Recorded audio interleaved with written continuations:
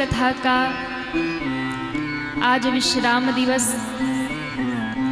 हम और आप सभी विगत 8 दिनों से मंगलमयी श्री राम की कथा, श्री राम जी की कथा श्रवण करते चले आ रहे हैं। आज ये कथा विश्राम की ओर अग्रसर है और आज ये 9 दिवसीय राम कथा यहाँ पर विश्राम हो जाएगी। जिनके ऊपर भगवान की कृपा बरसी, ठाकुर जी की कृपा बरसी, वो इस प्रांगण में 9 दिनों तक आए, बैठे, श्रवण किए।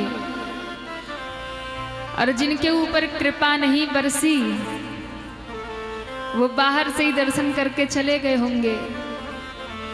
पर जो भी यहाँ बैठे हैं आप सभी सौभाग्यशाली हैं, क्योंकि आप सभी ने 9 दिन तक राम कथा का श्रवण रसपान किया है। अपने लिए तो ताली जोर से बजा लो। आप सभी सौभाग्यशाली हैं। कल की कथा यात्रा को हम और आप सभी ने जहां विश्राम किया था वहीं से पुनः हम सभी यात्रा को लेकर के आगे बढ़ेंगे। उससे पूर्व निवेदन करूं, कल की कथा कहाँ विश्राम हुई थी?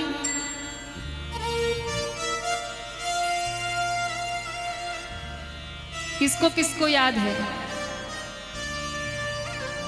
बाकी सब भूल गए क्या? सुंदरकांड। अरे वाह, मैयाओं के लिए ताली बजाइए। कल शाम को गुरुजी ने भी कुछ सुंदरकांड पे चर्चा की थी और जो भक्त उपस्थित थे हमारे पास जब आए तो उनकी बड़ी प्रशंसा भी की थी कि जो भी चौपाई हम शुरू करते थे पीछे पीछे सब गा रहे थे और बड़ी श्रद्धा से सुन रहे थे। तो वास्तव में आप सभी भक्त हैं और अच्छे श्रोता हैं आप सभी। कल की कथा में हम सभी ने दर्शन किया, श्री विभीषण जी महाराज राम जी की शरण में आते हैं। भगवान 3 दिनों तक समुद्र के तट पर बैठे रहते हैं और 3 दिनों तक समुद्र के तट पर बैठकर भगवान राम समुद्र से विनय करते हैं। भगवान ने एक बहुत सुंदर सीख दी है, जीवन में उतारने लायक है। मैं कथा में पीछे नहीं जा रही हूं, पर जहां से कथा विश्राम हुई वहीं से भाव लेकर आगे बढ़ेंगे। बहुत सुंदर सीख भगवान ने दी है कि भगवान सर्व समर्थ हैं। भगवान के सामर्थ्य की कोई सीमा नहीं है। समुद्र तो उन्होंने ही बनाया है। भगवान चाहते तो बाढ़ से ही पुल बना देते, भगवान चाहते तो बाढ़ से ही समुद्र को सुखा देते। पर मेरे भगवान का विनय देखिए, सरलता देखिए। सर्व सामर्थ्यवान होते हुए भी राम जी समुद्र के आगे हाथ जोड़कर 3 दिन तक बैठे रहे।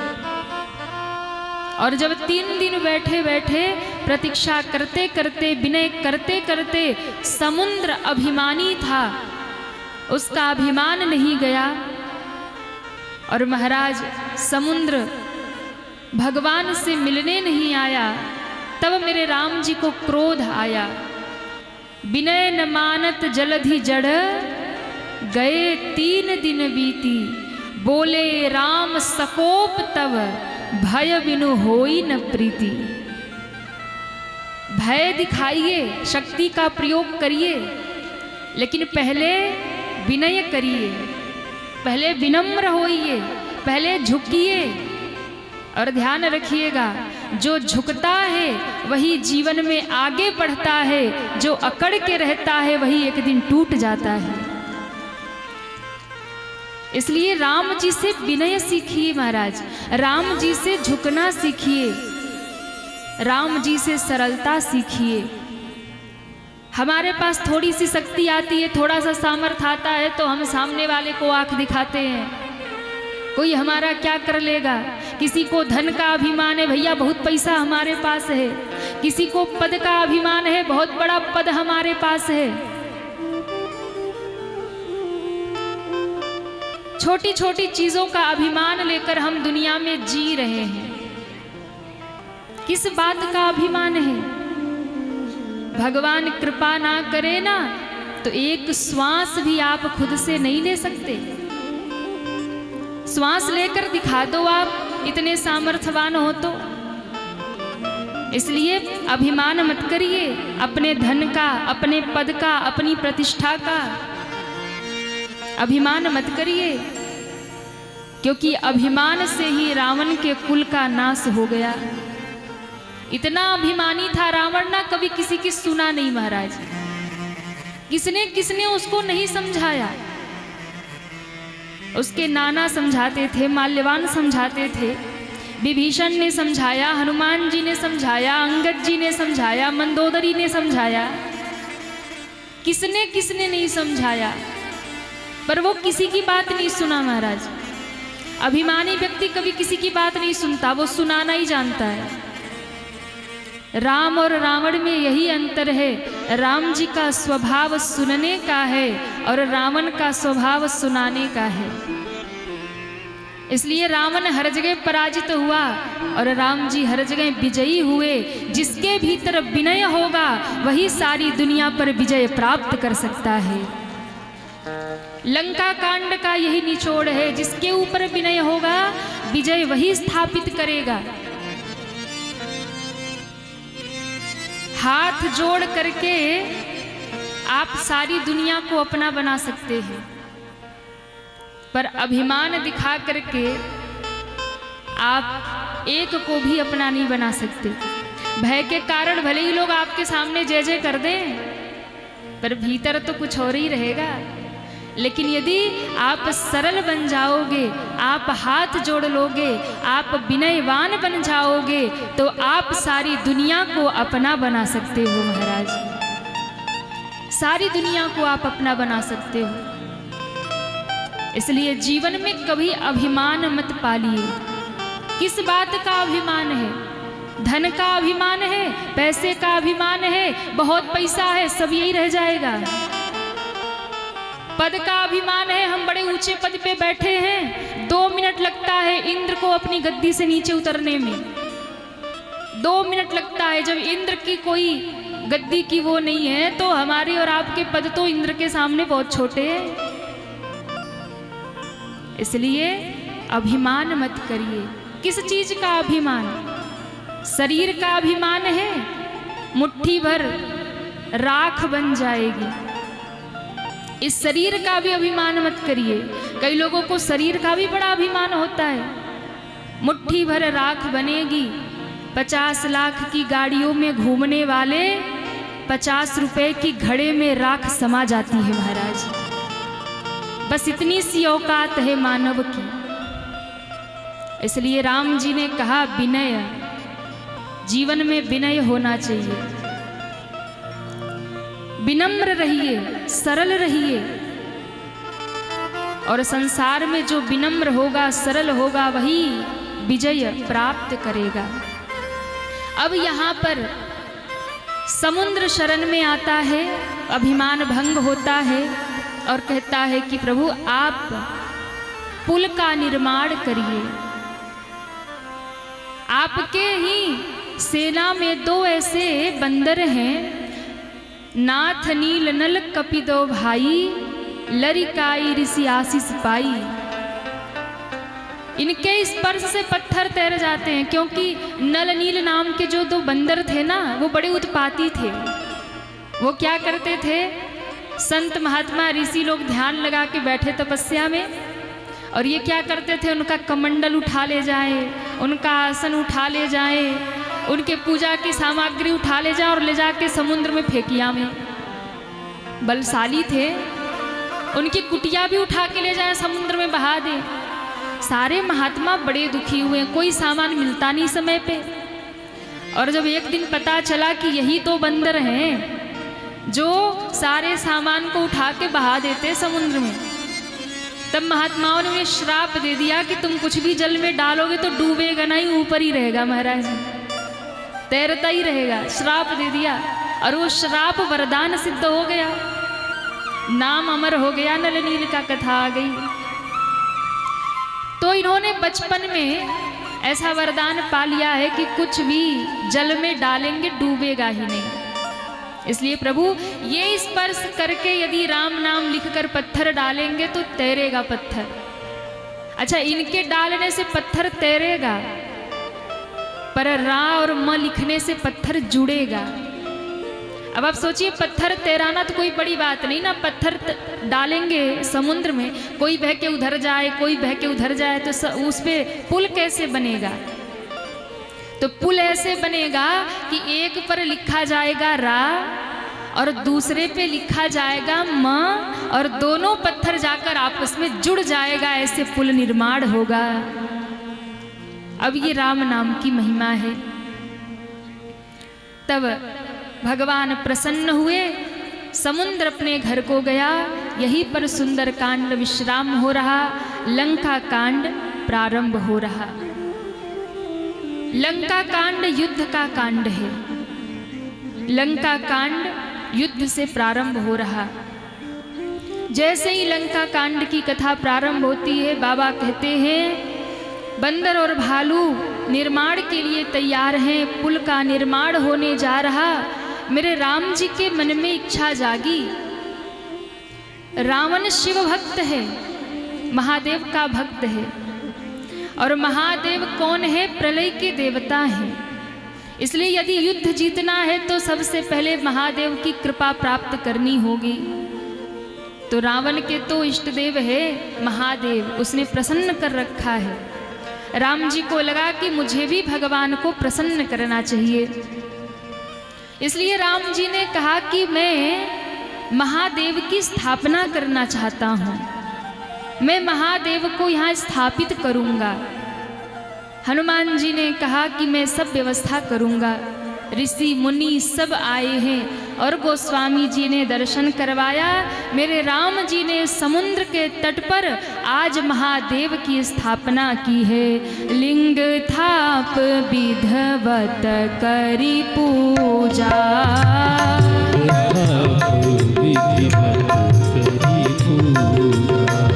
लिंग थाप विधवत करी पूजा,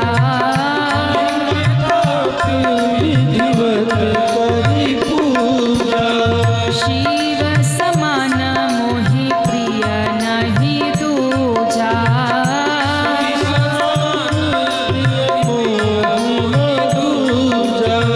शिव समान मोहि प्रिय नहीं दूजा।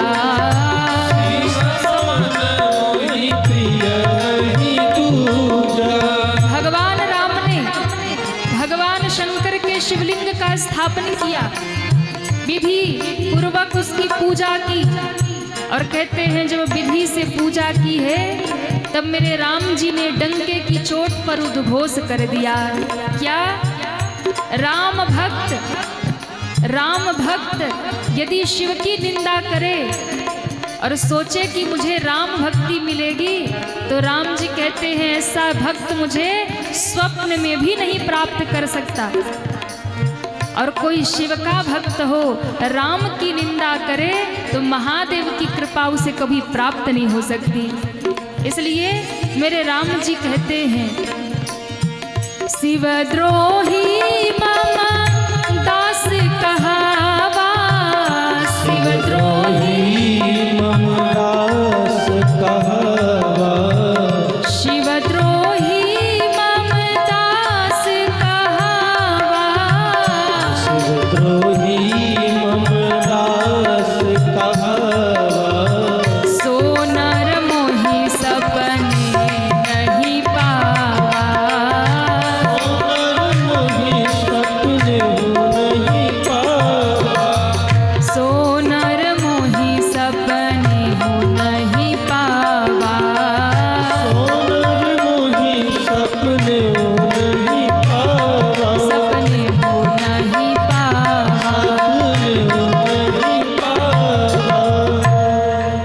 बाबा कहते हैं शिवद्रोही मम दास कहावा, सो नर मोहि सपने हो नहीं पावा। रामचरितमानस की रचना तब की गई जब शिव के भक्त शैव और राम के भक्त वैष्णव दोनों आपस में भिड़े हुए थे।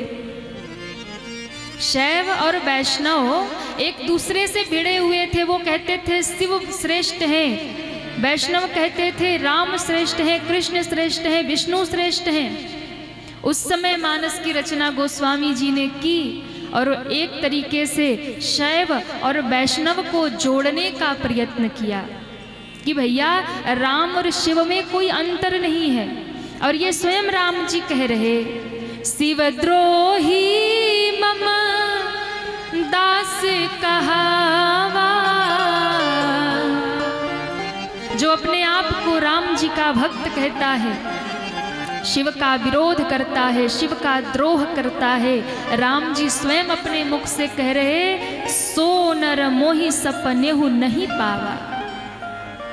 सपने में भी राम जी नहीं मिलेंगे, जागने की तो बात ही छोड़िए, सपने में भी राम की कृपा उसे नहीं मिल सकती। इसलिए आज जैसे ही भगवान की स्थापना हुई, कहते हैं महादेव प्रकट हो गए। महादेव ने प्रकट होके कहा, प्रभु आपने मेरी स्थापना तो समुद्र के तट पे कर दी, पर अब बताइए कि नाम क्या होगा, मैं किस नाम से जाना जाऊंगा। तब राम जी ने कहा कि महाराज जो राम के ईश्वर हैं, जो राम के ईश्वर हैं, ऐसे महादेव जिनकी राम ने स्थापना की है, सारे जगत में उन्हें रामेश्वर कहा जाएगा। बोले रामेश्वर भगवान की, रामेश्वरम धाम की जय हो। भोले बाबा को कहते राम जी जो राम के ईश्वर हैं। महादेव ने कहा, प्रभु नाम तो बिल्कुल सही रखा पर अर्थ गलत लगा दिया, आपने अर्थ गलत लगा दिया। राम जी ने कहा, क्या अर्थ गलत लगा दिया? बोले सुनो, राम जिसके ईश्वर हैं, आप कह रहे हैं ना कि राम के जो ईश्वर है वो रामेश्वर है, नहीं, राम जिनके ईश्वर है वो रामेश्वर है। बोले रामेश्वर भगवान की जय हो। ये प्रेम है राम जी और शंकर जी का एक दूसरे के प्रति। वो उनको अपना भगवान कह रहे, वो उनको अपना भगवान कह रहे। हरि हर एक है दोनों, ना ये कम है ना वो कम है। हरि और हर दोनों एक हैं, अलग नहीं है। इसलिए कभी आप भेद बुद्धि मत लाइएगा कि राम अलग हैं, शिव अलग हैं, कृष्ण अलग, सब एक हैं महाराज, बस अलग अलग स्वरूप लेकर लीला कर रहे हैं। तो राम जी ने कहा कि जो राम के ईश्वर है, शंकर जी ने कहा राम जिनके ईश्वर हैं वो रामेश्वर हैं। तो कहा ठीक है, दोनों ही भाव रखते हैं, जिसको जो प्रिय लगेगा वो उसको स्वीकार कर लेंगे। तो नाम पड़ गया रामेश्वर। तो सबने कहा कि प्रभु इन रामेश्वरम भगवान की कुछ महिमा भी बता दीजिए, ताकि कलयुग के लोग उस महिमा का महत्व समझे। रामेश्वर भगवान का दर्शन जब करने आए तो उसकी क्या महिमा होगी, उसका क्या महत्व होगा। तब राम जी ने स्वयं अपने मुख से कहा है, जो रामेश्वर दर्शन करही,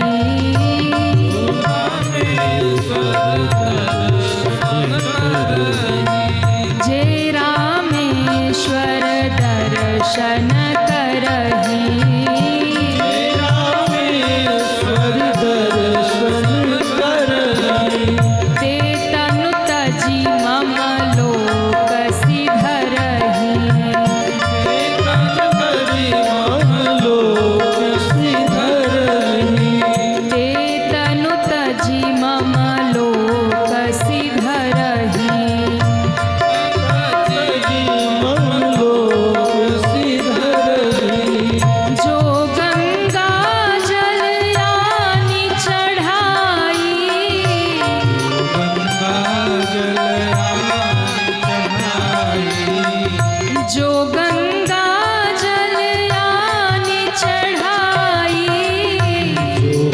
गंगा जल आन चढ़ाई। ऐसा योज मुक्ति नर पाई। ऐसा योज मुक्ति नर पाई। ऐसा योज मुक्ति नर पाही। ऐसा योज मुक्ति नर पाई। मुक्ति नर पाही। मुक्ति नर पाई। मुक्ति नर पाई। बाबा कहते हैं जे रामेश्वर दर्शन करही। रामेश्वर भगवान कितने लोग दर्शन कर आए हैं दक्षिण भारत। क्या बात है। उस दर्शन का फल क्या है, उस दर्शन का महत्व क्या है। तो कहा जो भी रामेश्वरम भगवान का दर्शन करेगा, राम जी का वचन है जे रामेश्वर दर्शन करही ते तन तजी मम लोक सिधरही। जो रामेश्वर भगवान का दर्शन करेगा, देह त्याग कर सीधा राम जी के धाम को जाएगा। ये राम जी कह रहे ते तनु तजी मम लोक सिधरे। इतना ही नहीं, शंकर भगवान को गंगा जल बड़ा प्रिय है। गंगा जल से अभिषेक किया जाता है। अब तो समुद्र के किनारे बिठा दिया शंकर जी को। अब यहाँ तो खारा खारा पानी मिलेगा और शंकर जी को गंगा जल प्रिय है। अब देखिए कैसे उत्तर और दक्षिण को जोड़ने का काम किया गया। राम कौन है? रावण वो है जिसने तोड़ने का काम किया, राम वो है जिसने जोड़ने का काम किया। राम जी ने सारे जगत को जोड़ा है, सारी दुनिया को जोड़ा है। क्या कोई नीचा, क्या कोई ऊंचा, सबको समान व्यवहार राम जी ने दिया। केवट से चरण भी धुलाया तो कहीं महाराज कोल भीलों को गले से लगा लिया। मेरे राम जी ने जोड़ने का काम किया, ध्यान रखिएगा। और जोड़ने वाला जो होता है, समाज में जो जोड़ने का काम करता है, वो सदियों तक, वो महाराज युगों तक पूज्य होता है। और जो तोड़ने का काम करता है, वो युगों तक निंदा का ही पात्र होता है। जो जोड़ने का काम करता है ना, युगों तक उसकी गाथा गाई जाती है, उसकी जय जयकार होती है। इसलिए जोड़ने वाला सदैव पूज्य होता है। दर्जी को आपने देखा है जो कपड़े सिलते हैं, कितने लोगों ने देखा है? गए तो होंगे ना कभी कभी दर्जी के दुकान पे कपड़े सिलवाने। अब आप दर्जी के दुकान पे जब कपड़े सिलवाने जाते हैं तो कभी गौर किया हो आपने, उस दर्जी के दुकान में दो मुख्य औजार होते हैं। दो मुख्य औजार होते हैं, एक होती है कैंची और एक होती है सुई। पर दोनों में अंतर क्या है? दोनों का अलग अलग काम है। कैंची का भी अपना काम है, सुई का भी अपना काम है। लेकिन आप देखेंगे कि कैंची जो होती है वो जमीन पे पड़ी रहती है, कभी इधर फेंकेगा, कभी उधर फेंकेगा, कभी इधर पड़े रहेगी। पर सुई जो होती है छोटी सी, उसको क्या करेगा? संभाल के डिब्बे में रखेगा। कई तो उसको किसी पॉकेट में करके कान में खोस लेते हैं सब, हाँ, कहीं खो ना जाए, गुम ना हो जाए। अब आप सोचिए कि कैंची का वजन भी ज़्यादा है, सुई से महंगी भी है कैंची, भारी भी है कैंची। सुई तो छोटी सी है, सस्ती भी है, हल्की भी है, पर उस सुई को इतना संभाल कर सजा करके शीश पे रखता है और उस कैंची को ऐसे पाँव में कहीं यहाँ वहाँ फेंका रहता है। क्यों? क्योंकि महाराज दोनों में जमीन आसमान का अंतर है। क्या अंतर है? बोले कैंची का काम ये है कि कैंची जो होती है वो कपड़े को कुतर देती है, काट देती है, अलग अलग कर देती है। पर वो छोटी सी नन्ही सी सुई सिल कर उसी कपड़े को एक वस्त्र तैयार कर देती है। कैंची ने अलग करने का काम किया, काटने का काम किया, और उस सुई ने जोड़ने का काम किया। इसलिए जिसने जोड़ने का काम किया उसकी कीमत कम है, उसका भार कम है। जिसने जोड़ने का काम किया वो छोटी सी है पर फिर भी उसका सम्मान है। पर जिसने काटने का काम किया वो महंगा भी है, भारी भी है, बड़ा भी है, लेकिन वो पैर में ही पड़ा रहता है। उसी प्रकार समाज में, घर में, परिवार में, संसार में जो बांटने का काम करते हैं, तोड़ने का काम करते हैं, कई लोग होते हैं ना घरों में झगड़े लगा देते हैं। एक ही मंथरा थी राम के जमाने में, आजकल घर घर में मंथरा है। अगर किसी के घर में सास बहू में बन रही है ना तो मंथरा को टेंशन हो जाती है, ऐसा क्या करूं कि राम का वनवास हो जाए, ऐसा क्या करूं कि सीता बन बन भटकने लग जाए। इसलिए मंथराओं से सावधान रहिए। अच्छा, आप लोग भी हंस रहे हैं, इसका मतलब इधर भी ऐसा मामला है। मंथरा है क्या इधर भी? नहीं महाराज, यहाँ तो सब कथा सुनते हैं, यहाँ कोई मंथरा नहीं, यहाँ सब कौशल्या है। जो तोड़ने का काम करते हैं घर में, परिवार में, समाज में, जो केवल और केवल अलग करने का काम करते हैं वो ऐसे ही कहीं गिरे पड़े रहते हैं। पर जो जोड़ने का काम करते हैं उसकी औकात छोटी भी हो फिर भी वो सबके माथे पर सजी होती है। जो जोड़ने का काम करते हैं वो सदैव पूज्य हुआ करते हैं। तो मेरे राम जी ने यहाँ उत्तर भारत और दक्षिण भारत को जोड़ने का काम किया। राम जी ने जोड़ा है। क्या कहा?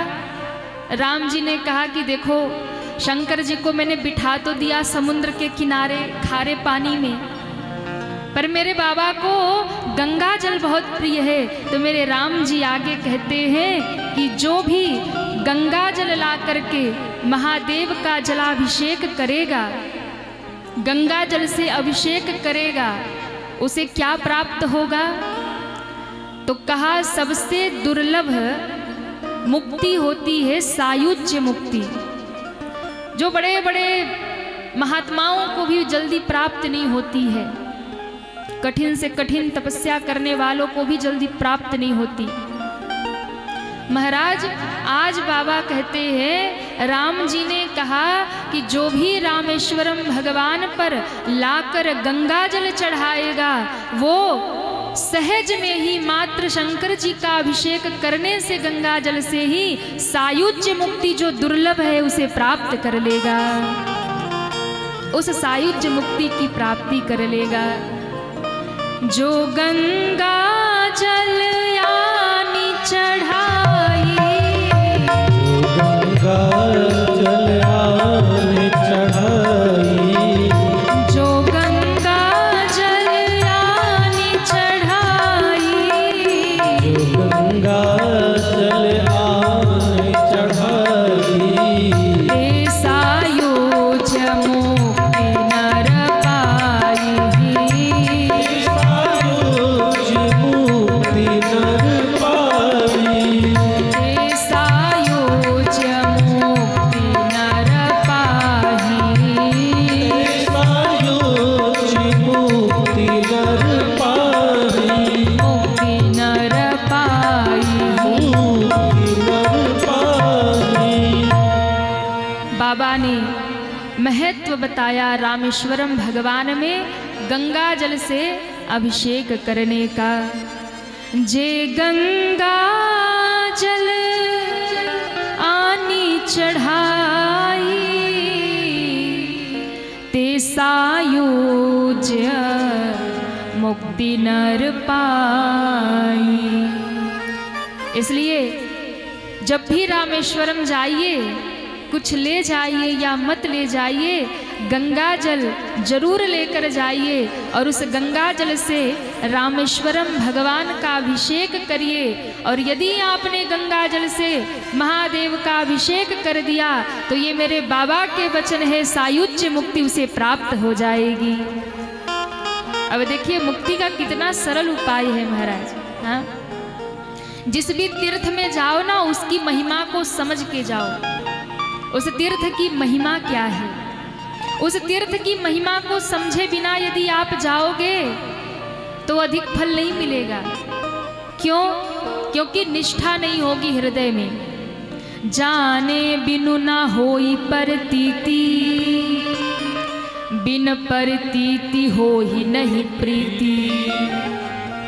बिना जाने प्रीति नहीं होगी, और जब तक प्रीति नहीं होगी, बिन प्रतीति हो ही नहीं प्रीति। जब तक आपकी निष्ठा नहीं होगी, प्रेम नहीं होगा, तब तक आपको वहां का फल नहीं मिलेगा।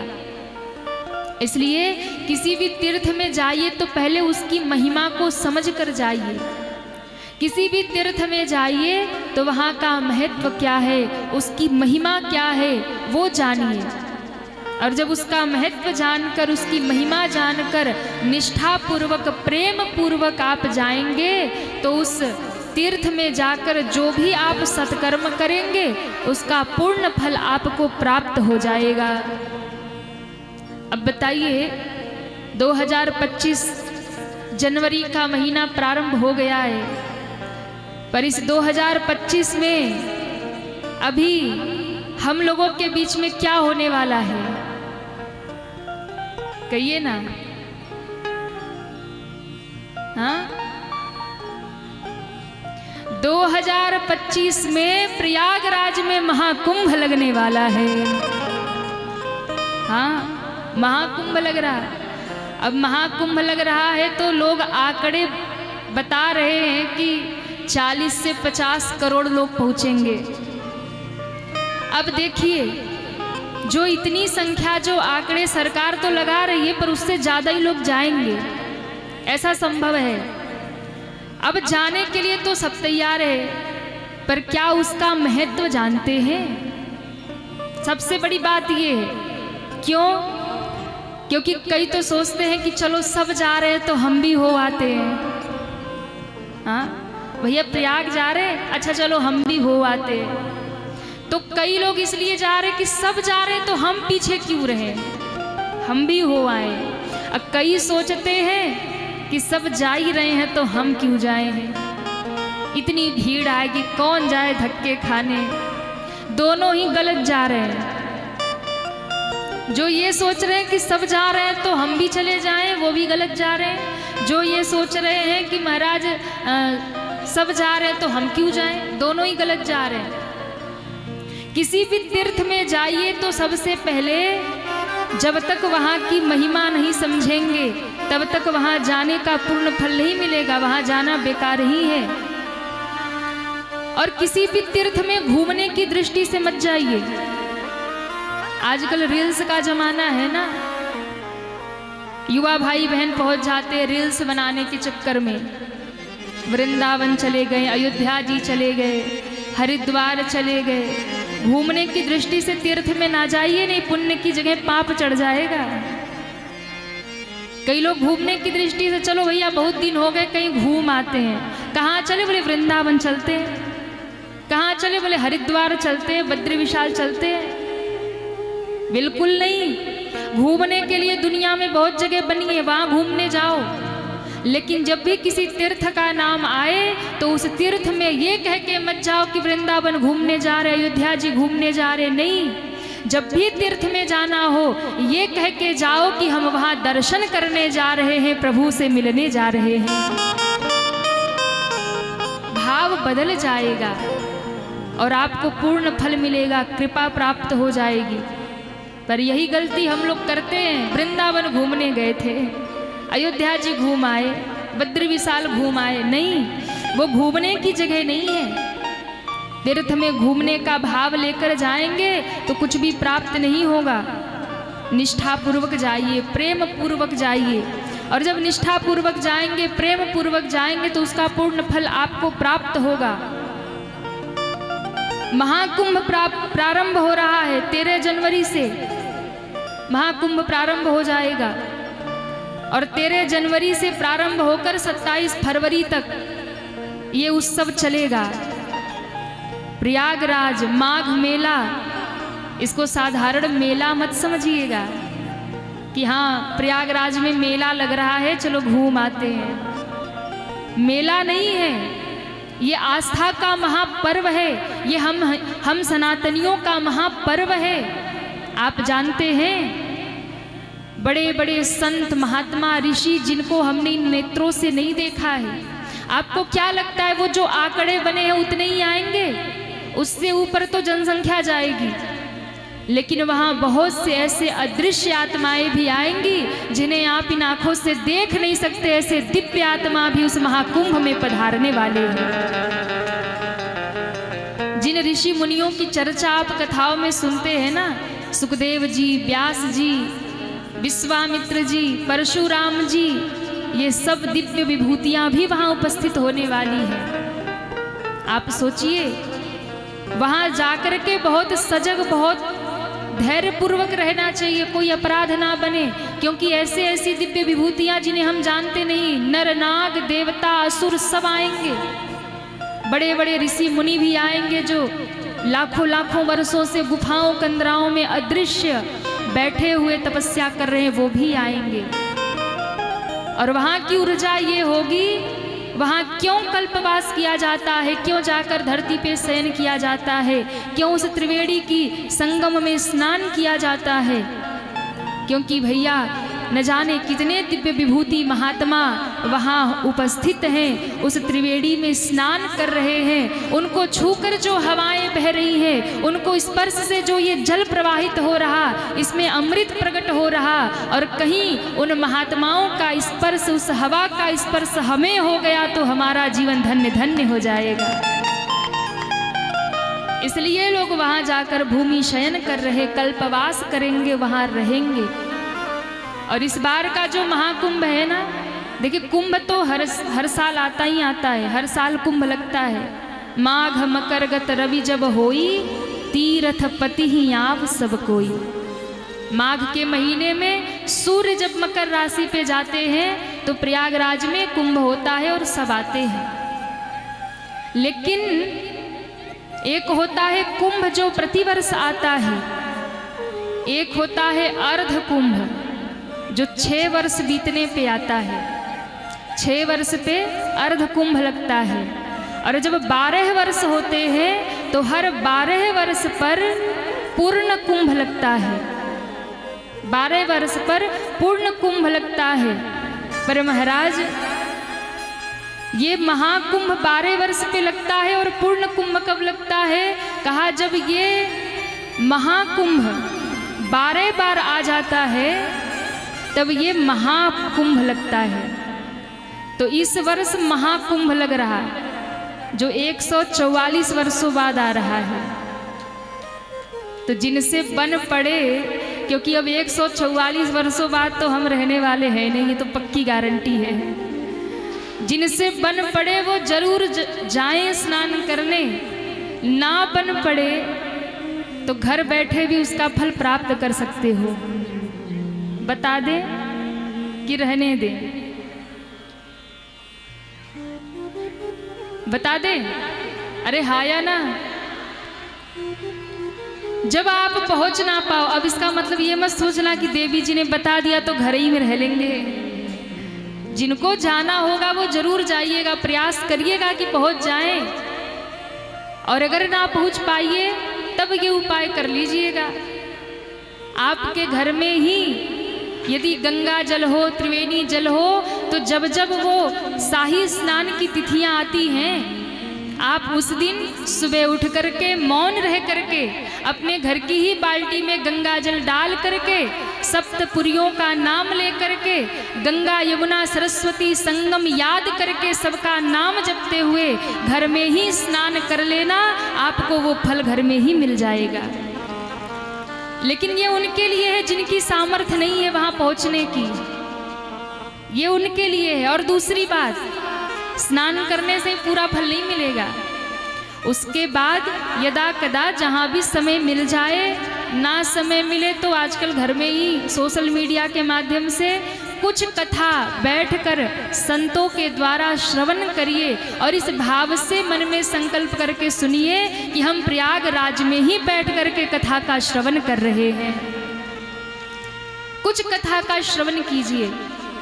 और महाराज, अगर आपने उस कथा को भी सुन लिया, कुछ कथा को श्रवण कर लिया, त्रिवेणी संगम को याद कर लिया, तो भी यदि आप असमर्थ हैं तो आपको घर में उसका फल मिल जाएगा, उसकी कथा सुनने मात्र से ही मिल जाएगा। तो अर्ध कुंभ 6 वर्षों में आता है, महाकुंभ 12 वर्षों में आता है, और जब 12 वर्ष बीतने पर महाकुंभ लगता है, और जब 12 महाकुंभ बीत जाता है तब पूर्ण महाकुंभ आता है 144 वर्षों में, जो इस बार आ रहा है, जो इस बार पड़ रहा है। ऐसा शुभ संयोग हम सबके बीच में उपस्थित है। तो अवश्य ही वहाँ पहुँच करके 1 दिन 2 दिन 4 दिन के लिए जाकर के उस तीर्थ का दर्शन करें, वहाँ स्नान करें, यदि संभव हो जाए अवश्य करना चाहिए। तो किसी भी तीर्थ में जाइए तो उस तीर्थ की महिमा समझ करके, उस तीर्थ की महिमा जान करके जाइए, और उस तीर्थ में जा करके उस तीर्थ के नियम का पालन करिए। और इस भाव से ना जाइए कि हम घूमने आए हैं, इस भाव से जाइए कि हम अपने प्रभु से मिलने आए हैं। अयोध्या जाइए तो इस भाव से जाइए, हम रामलला से मिलने आए हैं, हम रामलला को देखने आए हैं। वृंदावन जाइए तो ये सोचकर जाइए हम बिहारी जी से मिलने आए हैं। और इस भाव से गए कि घूमने आए तो कुछ हाथ मिलने वाला नहीं महाराज, कुछ भी प्राप्त नहीं होगा। इसलिए रामेश्वरम की महिमा मेरे राम जी ने अपने मुख से गाई है और दर्शन कराया। जो भी दर्शन करेगा उससे सायुज्य मुक्ति, मेरा धाम प्राप्त होगा। जो गंगा जल अर्पित करेगा उसे सायुज्य मुक्ति प्राप्त होगी। अब इसके बाद में पुल का निर्माण शुरू होता है, और जब पुल का निर्माण शुरू होता है, राम नाम लिख करके सारे बंदर भालू पत्थर डाले जा रहे और समुद्र पर पत्थर तैरे जा रहे, पत्थर तैरे जा रहे। बंदर भालुओं में उत्साह छा गया, जय जयकार होने लगी, बोल रामचंद्र भगवान की जय हो। इधर तो जय जयकार हो रही है, लंका में हाहाकार हो रही है। सारे प्रजापुरवासी रावण को गाली दे रहे, देखो अब तो हारना निश्चित है। अरे जिनके सेवकों के हाथ से, जिनके नाम से पत्थर तैर जा रहे, उसके सामने रावण क्या टिकेगा। लंका में हाहाकार है। रावण को लगा कि प्रजा में भय व्याप्त हो रहा है, युद्ध हारने की स्थिति हो जाएगी, इनका उत्साह बढ़ाना होगा। तब रावण ने जाकर के पूरे नगरी में उद्घोष करवाया, देखो तुम लोग चिंता मत करो, यदि राम पत्थर तैरा सकता है तो रावण भी पत्थर तैरा सकता है, चिंता मत करो। सबने कहा अच्छा तैरा के दिखाओ। रावण ने कहा ठीक है, कल सुबह मैं भी पत्थर तैरा के दिखाऊंगा। सारे लंका वासियों में उत्साह आ गया कि अरे राम से कमजोर थोड़ी है हमारे महाराज, ये भी पत्थर तैरा के दिखाएंगे। अब महाराज सारे प्रजा के मन में भाव है कि आज क्या होने वाला है। रावण आया समुद्र के तट पर। रावण ने कहा देखो वहां पत्थर पे लिखा जा रहा है राम, और पत्थर तैर रहा है। आज तुम भी लिखो पत्थर पे रावण, मैं भी दिखाऊंगा, मेरे भी नाम का पत्थर तैरेगा। सब लोग आश्चर्य में भरे हैं, आज क्या होगा। पत्थर पे लिखा गया रावण। रावण ने कहा सब चिंता मत करो, मैं भी राम से कम नहीं हूँ, पत्थर तैरा के दिखाऊंगा। रावण ने हाथ में पत्थर उठाया और सब आंखें खोल के देख रहे अब क्या होगा। इतने में रावण ने पत्थर को छोड़ दिया। जैसे ही समुद्र में पत्थर छोड़ा, आपको पता है क्या हुआ? पत्थर डूब नहीं गया, तैर गया। पत्थर तैर गया। सारे प्रजापुरवासी कहते हैं रावण महाराज की। आहा, कितने लंकावासी हैं जो जय बोल रहे हैं। अरे ये लंका वाले बोल रहे हैं रावण महाराज की जय। अच्छा, इधर भी लंका वाले बैठे हैं क्या? किसने किसने जय बोला वो हाथ उठाए। कई झूठ बोल रहे हैं। जो ईमानदार थे उन्होंने कह दिया हाँ भाई बोला था। तो आप लोग राम जी के पार्टी वाले हैं कि रावण के हैं? राम जी के। तो राम जी की जय बोलिए ना। बोले रामचंद्र भगवान की जय हो। रावण ने पत्थर डाला और पत्थर तैर गया। लंका वाले कहते रावण महाराज की जय हो। हमारे महाराज रावण ने भी पत्थर तैरा दिया। राम नाम का पत्थर नहीं तैरा, रावण नाम का भी पत्थर तैर गया। जय जयकार प्रजा में। रावण अभिमान से भर के अपने महल में पधारा। मंदोदरी खड़ी देख रही है। अच्छा देखो भाई लोग बाहर अपनी कितनी भी जय जयकार करवा ले, मैयाओं को सब पता होती भीतर की बात। हाँ, इनको सब खबर होती है। घर में जाके जब ये अपनी बात करते ना, मैया कहती महाराज चुप ही रहो, हमें पता है कितने पानी में हो। मंदोदरी खड़ी देख रही थी। रावण ने कहा क्या हो गया, ऐसे क्यों देख रही है? मंदोदरी ने कहा सही सही बताओ, तुम्हारे नाम से तो पत्थर तैरने वाला है नहीं। तुमने जादू क्या किया था, माया क्या की थी उसमें कि पत्थर तैर गई? क्योंकि तुम्हारे नाम से तो पत्थर तैरने से रहा। किया क्या था तुमने? और जैसे ही कहा, रावण ने कहा मंदोदरी तुझसे क्या छिपाऊं, क्योंकि मुझे अपनी तो लाज बचानी थी और ये प्रजावासी जो इनका उत्साह कम हो रहा था इसे भी बढ़ाना था प्रजापुरवासियों के। तो मैं पत्थर तो लेके पहुंचा समुद्र के किनारे और उस पे लिखवाया भी रावण। लेकिन पत्थर छोड़ने से पहले मैंने आंख बंद करके कहा, क्योंकि मैं जानता हूं मेरे नाम से पत्थर नहीं तैरेगा। मैंने आंख बंद करके कहा कि हे पत्थर मेरी लाज बचाना, आज तैर जाना, तुझे राम की सौगंध है, तू डूबना मत। तुझे राम की सौगंध है, डूबना मत। और राम की सौगंध देकर मैंने पत्थर छोड़ा और मंदोदरी वो पत्थर तैर गया। अब देखो कहीं न कहीं भरोसा राम नाम पे तो रावण को भी है। ऊपर से मानता नहीं है पर अंदर से भरोसा है।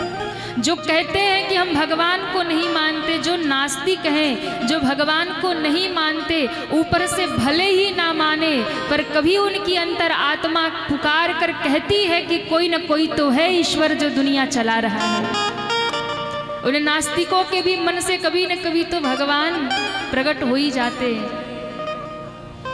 इसलिए देवी पत्थर रावण के नाम से नहीं, पत्थर तो राम के ही नाम से तैरा। अरे जिस राम नाम से सारी दुनिया भवसागर पार हो जाती है, उन राम के नाम से पत्थर तैर जाए तो कौन सी बड़ी बात है। राम जी को लगा ये सूचना इधर भी आई। राम जी को सुनने में आया कि भाई रावण के हाथों भी पत्थर तैर रहे। राम जी ने सोचा कि जब रावण ने पत्थर तैरा दिया और इधर सारे बंदर भालू भी पत्थर तैरा रहे, तो मैं भी जरा एक पत्थर समुद्र में डाल करके देखूं पत्थर मेरे हाथ से भी तैरता है कि नहीं। अब राम जी ने एक पत्थर उठाया। राम जी को लगा सबके सामने नहीं डालूंगा। क्यों? सबके सामने डालूंगा अगर मान लो डूब ही गई तो बेइज्जती हो जाएगी। सब कहेंगे प्रभु आपके नाम का पत्थर आपके हाथ से नहीं तैर रहा। तब क्या हुआ, मेरे राम जी ने एक पत्थर उठाया और राम जी दूसरी ओर गए, समुद्र के दूसरे किनारे। बंदर भालू इधर पुल बना रहे और राम जी उधर जा रहे। राम जी ने देखा कि कोई पीछे तो नहीं आ रहा, देखा तो कोई नहीं था। राम जी आगे बढ़े, इधर देखा इधर देखा, राम जी ने पत्थर उठाया समुद्र में डाल दिया। जैसे ही राम जी ने पत्थर डाला वो पत्थर डूब गया। राम जी घबराए, बोले गजब बेइज्जती है। अरे सब डाल रहे तो तैर रहा और हम डाल दिए तो डूब गया। राम जी को लगा कि चलो अच्छी बात है, डूब तो गया सो गया, अच्छा हुआ किसी ने देखा नहीं। कई बार छोटा बच्चा जब साइकिल चला रहा हो, सीख रहा हो, पहली बार गिर जाता है ना, तो पहले रोता नहीं है, पहले अगल बगल देखता कोई देख तो नहीं रहा है, कोई नहीं देखता तो धूल झाड़ता और फिर चल देता है। अब कोई देख रहा हो तो वही जोर जोर से रोना शुरू कर देता है। तो राम जी को भी लगा कि भैया देखे कोई देखा तो नहीं, चलो अच्छा हुआ पत्थर डूब गया पर किसी ने देखा नहीं। राम जी ने इधर देखा, उधर देखा, ऊपर देखा, पर जैसे ही पीछे मुड़े तो हनुमान जी खड़े थे। हनुमान जी खड़े, राम जी घबरा गए। हनुमान जी मुस्कुराए, प्रभु क्या कर रहे हो पीछे पीछे। राम जी ने कहा कि अरे हनुमान, तुम कभी तो मेरा पीछा छोड़ दिया करो, हम तो बिल्कुल देख ताक के आए थे, पीछे कोई नहीं था, तुम कब आए। बोले प्रभु जब आप आ रहे थे तो मैंने आपको देख लिया था और मुझे लगा राम जी की क्या लीला हो रही है, मैं दर्शन करूं। तो हनुमान तुमने कुछ देखा तो नहीं?